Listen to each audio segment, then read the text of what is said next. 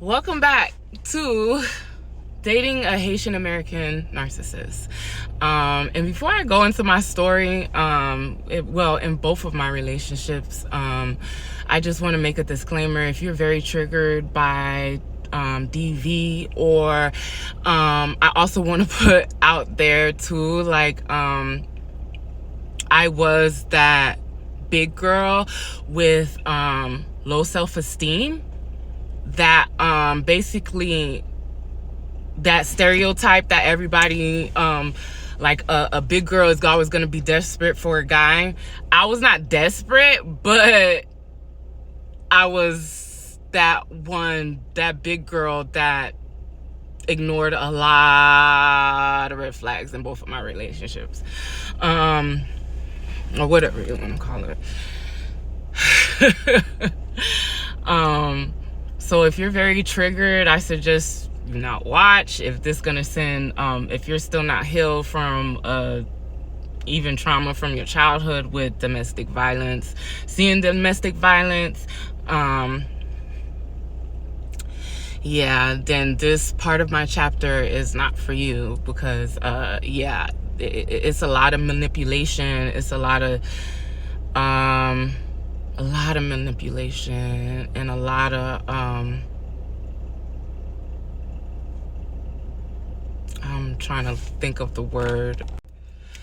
A lot of put downs, a lot of manipulation, a lot of destroying, a lot of depression.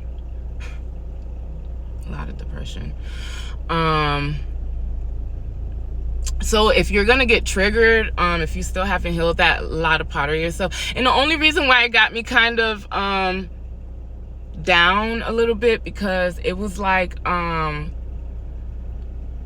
I'll say this in the beginning so you understand why I let a lot of things happen. And like I said, when we moved into our first apartment, I was talking to boys. I was talking to dudes, but I wasn't really like dating like that. I was more so like just chatting it up, and if we meet up, we have a couple of, we talk for a couple of weeks, and then we meet up and do our thing. But that only happened like twice when we moved into our apartment. And then after that, it was just those two experiences wasn't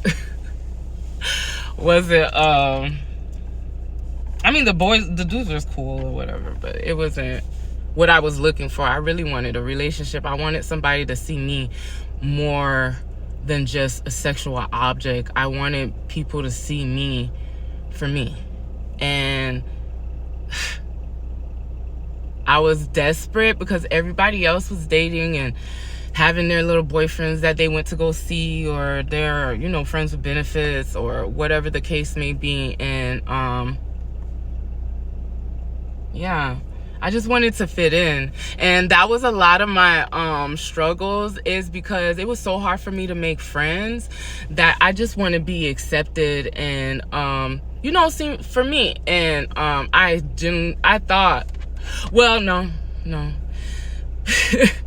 No, I didn't. I was just happy somebody showed interest in me and actually found me pretty, and other than just wanting to have sex with me or whatever.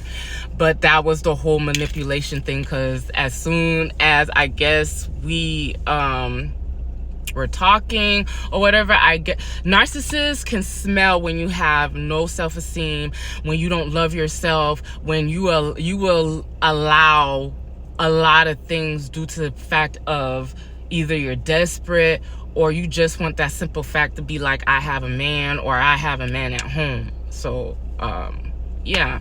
so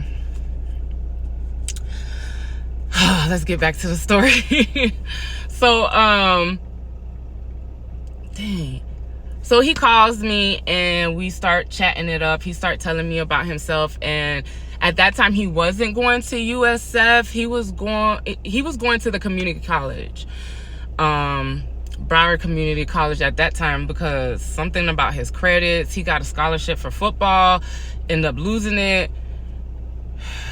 Yeah. Yeah.